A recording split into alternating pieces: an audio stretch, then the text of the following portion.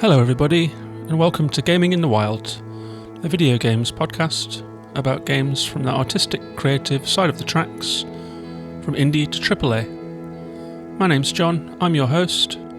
I'm a journalist based out in Reykjavik, Iceland, where this week we did not have a volcanic eruption after all, as yet. If you've been listening to the last few episodes, you'll know that Iceland, southern Iceland and Reykjavik has been shaken by a series of persistent earthquakes and predictions of a volcanic eruption not far from the city. But they've slowed down this week, which is a relief because they were making me feel kind of seasick, and volcanic eruption near your home city is probably not a good thing. So it's been calmed down over here. I had a pretty calm week. I played a couple games. I'm still neck deep in Fallout 4. I've been progressing through the story of that game.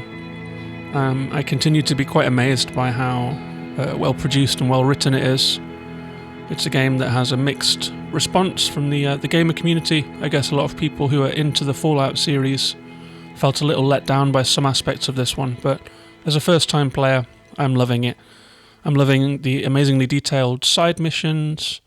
For example, I recently responded to a distress call radio signal and found some guy stuck at the top of a tower block who'd been apparently captured by mutants that inhabit the Fallout world. I fought my way up to try and save him, and when I got there it turned out that he was a renowned actor and a radio host who had decided to try and take Shakespeare to these mutants in an attempt to civilize them, in his words, and had tried to read them a bit of Macbeth. Didn't work. They put him in a cage. So I was finding like pages of script from Macbeth and ended up rescuing this crazy actor guy from the top of a tower block. Really fun and unexpected side quest. I also had some more experience with the various factions of the game. There is a railroad, there is an institute producing synths, which are kind of human-like robots. There is the Brotherhood of Steel, which is like a kind of almost religious order that are against technology, having seen their world destroyed by atom bombs, but who march around trying to enforce order in giant metal suits like mechs. So it's been action-packed in the world of Fallout 4, and I'm still clocking in hours on that pretty much daily and having a really good time, not sick of it yet. I'm building up the towns. That's a great aspect of the game, is that you can, once you've allied with a settlement in this destroyed post-nuclear landscape, you can work with that settlement. You can make buildings and power and water and plant food for them, build up their happiness. And so I've been working on that a little bit. It's quite addictive. I think it's not essential for you to do that to complete the game, but it's a really fun activity. So Fallout 4 is just continuing to be completely enjoyable, engrossing, deep game, not without its flaws. You know, it's a Bethesda game, so occasionally, like a car or a person will just fly into the sky for no reason or behave incredibly weirdly with sort of misshapen gravity effects and stuff. But I think that fans of these games actually have come to quite enjoy that jank that is endemic to Bethesda games. So I'm really enjoying that one. It hasn't left a lot of time for other games, but I have played a game called the Collage Atlas, which has been on my wish list for quite a while. It's a game that came out in 2020 for Apple Arcade. I used my Backbone controller, so I plugged in that controller to the large screen iPhone and had a great time with that, and I'll be reviewing that game this episode. A couple of other things have come up as well, some news. I will be doing an interview with the creators of Nuts, another Apple Arcade game that was produced here in Reykjavik. So we have that lined up for the coming weeks. I've got a code for Orwell's Animal Farm, which is a kind of a retelling of the Orwell classic. I managed to get a code for that one. It was a recommendation from Louis in the Games of the Year podcast, Louis from Time Played 3HR. So I'm looking forward to tucking into Orwell's Animal Farm. I also have plans to finish Sea of Solitude, Maquette, and Immortals Phoenix Rising, and to produce episodes about those. So there's lots to look forward to. But before I get into talking about the Collage Atlas, I'll briefly mention that the show has a Patreon. It's listener supported. So if you enjoy this episode, or if you're a long-time listener who wants to support the show, you can sign up at patreon.com/gaminginthewild for $1, $3, or $5, euros or pounds a month. And for that, you will get weekly sale recommendations, an invite to our Discord community where myself and some friends and listeners all chat about what we're playing, and bonus episodes and things like that. So if you would like to support the show, I really appreciate everyone that does so. Also, if you're listening on Apple, dropping a star rating and even writing a few words about the show is really helpful to help it rise up the search results and find a bigger audience. So thank you to everyone that's willing to become a patron or to review and rate the show. And with that said, let's move on and talk about the Collage Atlas.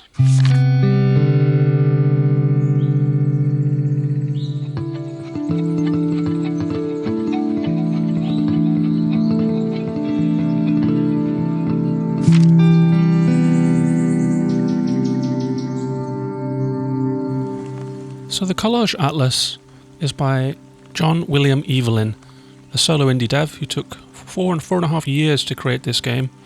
He's an illustrator, and he hand illustrated the game, so it has a very distinctive visual style. I was very intrigued by this one when I was kind of sorting through the Apple Arcade. Apple Arcade doesn't always do a great job of floating the best stuff to the top, or the most relevant stuff. The games that I see there are often very arcadey, pixely kind of mobile games, but there are some real gems buried in that library. That's why I'm a member, and games like this are why I continue to have a subscription to that service. So the game came out in 2020. It was a long time in production. John William Evelyn, as I said, he hand illustrated it, he made the music himself, and so it's a true solo production in that sense. It feels like one. It's very much a whole vision that belongs to one person. It's a largely black and white game.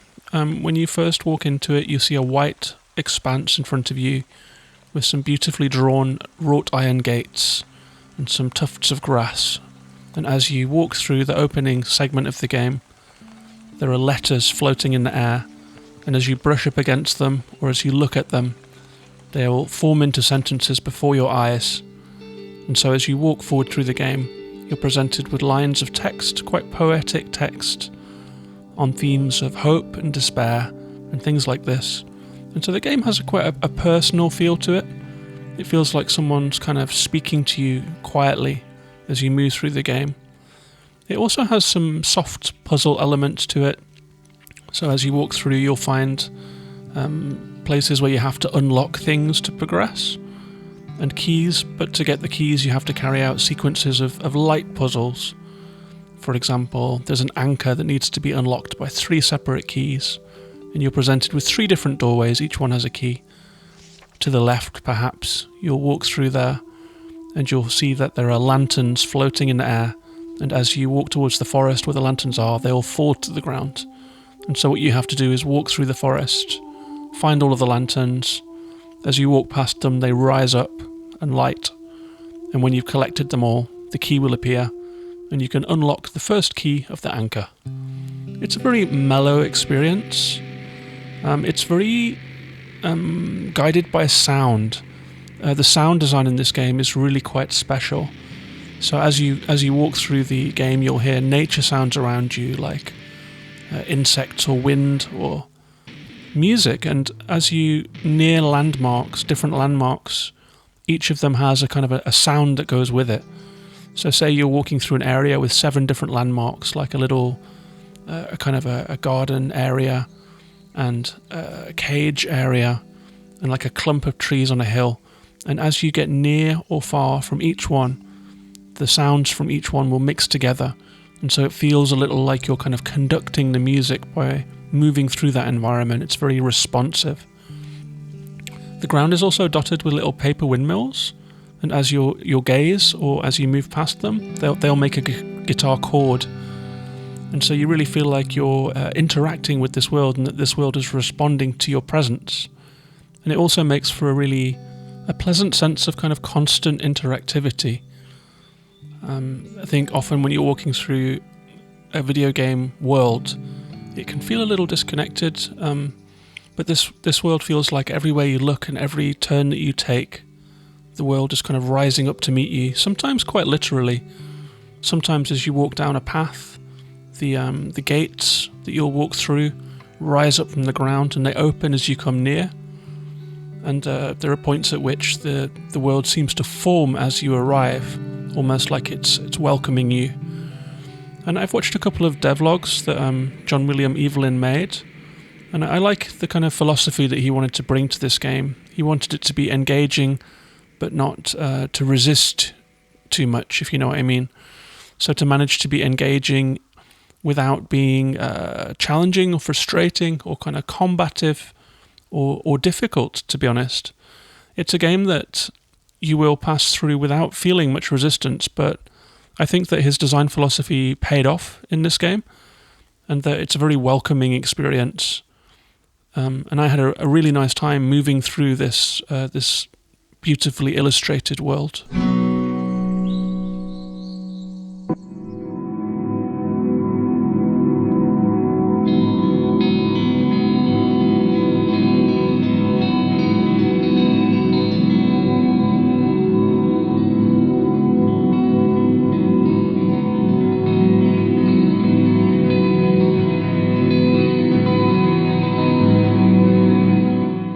The game also works hard to keep your attention. I feel like the designer of this game wanted to put in some different mechanics to kind of keep you on your toes a little bit and to kind of offer something new as you come through this game world. And so there are some moments where there are like little kind of almost like mini games, I suppose, without wishing to ruin the surprise. If you are planning to play this game and you'd like to just come in with a blank slate and to kind of experience it all firsthand for yourself without any vague spoilers, it's a hard game to have spoilers for. It doesn't really have a kind of a strong narrative direction that I can spoil for you, or a story with an ending per se, but the mechanics are a part of that. So I'm going to talk about those now, so feel free to drop out if you're going to dive into this game. But there are moments where, for example, you'll come to a pond and suddenly you'll be able to cast a line and kind of catch stars. It's almost like you're fishing. There is another part of the game where suddenly some kind of paper forms will gather into a ball, which you can then kick towards these different target areas to get your key and move forward. There is a part where there's a large circular tower and there are platforms moving around it, and you have to climb the stairs and time your walking to kind of step onto different moving platforms and get to the top. And it's not exactly hardcore gameplay or anything, it's very, very, very relaxed, but it does manage to fulfill that key criteria of giving you something to engage with as you come through the world in an interesting way. So it was very welcome to kind of, I think it's maybe a 2 or 3 hour maximum game, I think. I came through it quite quickly in 2 different sittings. I stopped at one point because I'd kind of become a little lost and stuck, but then I came back to it fresh the next day and just moved through the rest of it very easily. On the downside, there were a couple of things that I think don't quite work. For example, it's little kind of miniature open worlds, each level that you come through, and so there is a temptation to kind of just go off the path and to wander. And I love that in games. I love a feeling of freedom. I love a feeling of exploration. But I discovered in this game that if you go off the path, you might wander a little bit and then find yourself somewhere where it seems like something is supposed to happen. One example is that I found a kind of a cloud that was raining down pages. And I was standing under the torrent trying to see if something would happen, if I would get sucked up, or if I could interact with it in some way. And I was there for a good couple of minutes just seeing if I kind of was missing something, and then later realised that I had just come there too early and I hadn't triggered the play area properly. And that happened to me 2 or 3 times because I am the kind of annoying player who will just veer off the beaten path and go and try and wander and see what I can find. And that is slightly rewarded in some areas. For example, there are these little red butterflies that are kind of spotted in this monochrome world of pen and ink drawing nature and trees. And if you find a red butterfly, it usually means that you can trigger something in that area and find a hidden page of the Collage Atlas. And that was fun, so it's nice. It's a little bit like the Koroks in Breath of the Wild or something, just small environmental puzzles to keep you engaged as you play the game. But at other times it didn't work so well, and I found that the freedom that was offered did not reward the exploration that it kind of naturally generates.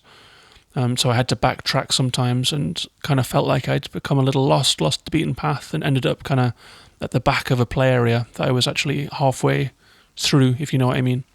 There was also a question that I had about some of the direction in the cinematic sense of what the camera does. There are times where the game will turn into cutscenes, where you kind of wander through, you find some keys, you unlock something, and then it will go into a widescreen format and a cutscene will unfold. But sometimes the cutscenes, like, I questioned the camera work. It felt like it kind of just span around, sometimes a little aimlessly, perhaps. And I would have preferred like a little bit more of a defined cutscene that showed me something more, or more concisely. And sometimes there are cutscenes that are back to back. For example, you'll unlock 3 locks, and the way forward will open. You take 10 steps, and then you're into another cutscene, flying to a different area. And I was thinking perhaps there was a little editing that could have taken place here to make it a bit of a smoother experience, rather than breaking up gameplay with a sequence of 5 or 10 second cutscenes in which not an awful lot seemed to happen. So I think that a little bit of editing could have helped that, just to smooth the way forward and not to take you out of it in the way that it does. But as a whole, I really enjoyed this game. I would recommend it, especially for players that like a mellow game experience. It reminds me a little bit of the Unfinished Swan, another game in which you have to kind of navigate a monochrome world using various game mechanics. I don't know if it's inspired by that, but it certainly sits next to that one. The Unfinished Swan is possibly a little more polished, and the Collage Atlas is possibly a little more lovingly aesthetic. I think the high point of this game is definitely the aesthetic offering.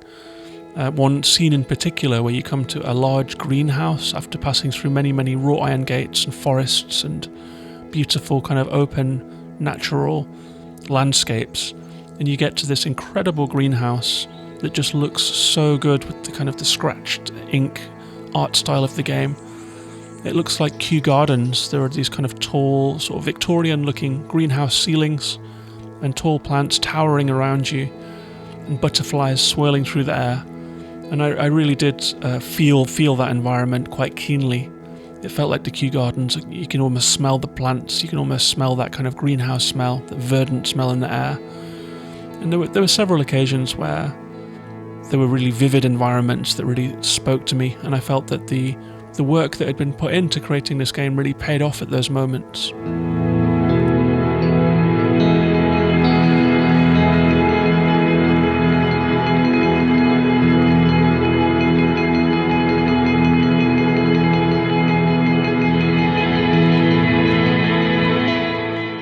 So the Collage Atlas, I'm sorry by the way if I said the College Atlas at any point during this podcast. I feel like it's almost inevitable that will be the case.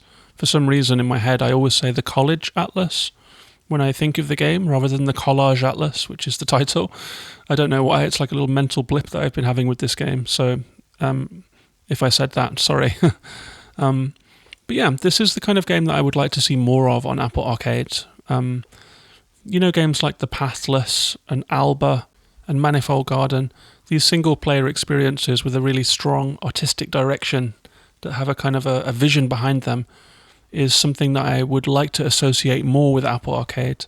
Perhaps a little less of the kind of the grindstone style mobile puzzle games that is coming to dominate the platform a little bit.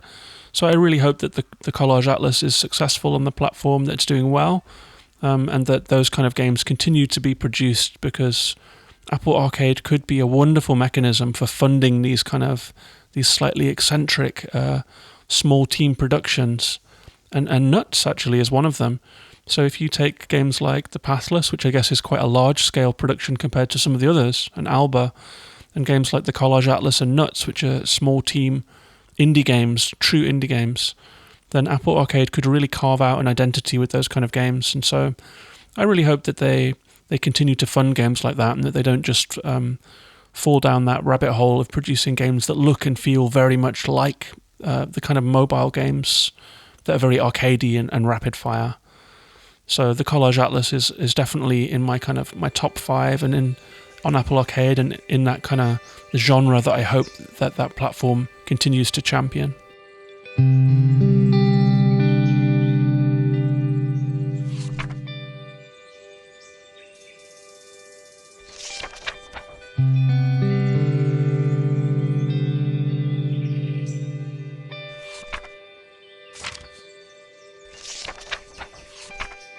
So that's the Collage Atlas. I probably should have mentioned earlier that you're also collecting pages as you move through this world. That's your reward for solving the red butterfly puzzles, is extra pages. There is a book that you can dip into and review all of the text that you have found. It has a kind of a storybook format to it. Very engaging, really poetic and very beautiful. It's a great little game. So I hope you enjoyed hearing about the Collage Atlas. Short episode this week for a short game. I'll be back next week with another episode. Not quite sure what I'll be talking about yet, but I have a lot of great things to play. Hope you enjoyed this one. This has been Gaming in the Wild. I hope to see you on social media. Please come and say hello on Twitter or Instagram or Twitch or Facebook. I'm pretty much everywhere as Gaming in the Wild. Twitter is my main platform. I do love to hear from people who have played games that I've recommended. I really like to talk about what people are playing, to discover new games, to hear what you're playing, so please feel free to drop me a line on Twitter. And thanks again to anyone that drops a review for the podcast, or especially who wants to take part in the Patreon at patreon.com/gaminginthewild. See you next week, take care of yourselves and each other. Bye bye for now.